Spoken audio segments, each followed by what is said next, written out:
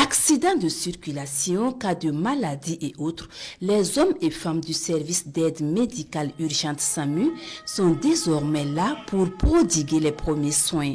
Des soins offerts gratuitement comme le veut le gouvernement.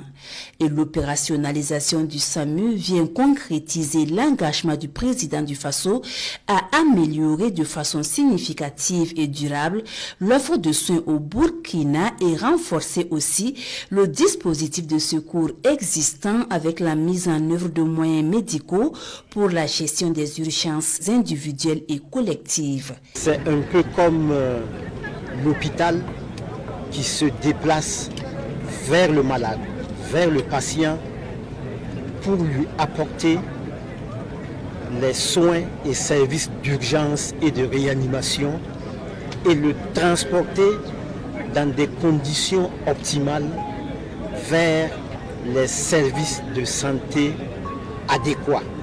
Dans chaque ambulance, vous avez un médecin spécialiste en urgence médicale ou un médecin généraliste et vous avez un infirmier qui est aussi formé en urgence médicale. Vous avez aussi évidemment un ambulancier. Et pour avoir les services du SAMU, il suffit seulement d'appeler gratuitement le 15. Des ambulances sont déjà prépositionnées au niveau de certains axes stratégiques de la capitale burkinabé afin de permettre aux secours d'aller rapidement vers les malades qui ont besoin d'aide. La mise en place d'une régulation médicale efficace et efficiente permettra aux patients d'être toujours au bon endroit et de bénéficier des soins adaptés à son état à travers le pont que le SAMU assure entre toutes les structures de soins publics comme privées. Comme vous le dites vous-même, chers professionnels du SAMU, dans l'urgence, il n'y a pas de place pour l'improvisation.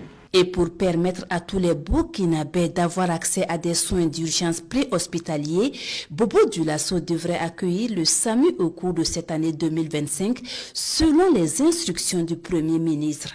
Un plan de déploiement du SAMU sur l'ensemble du territoire national sera également mis en œuvre par le département de la santé.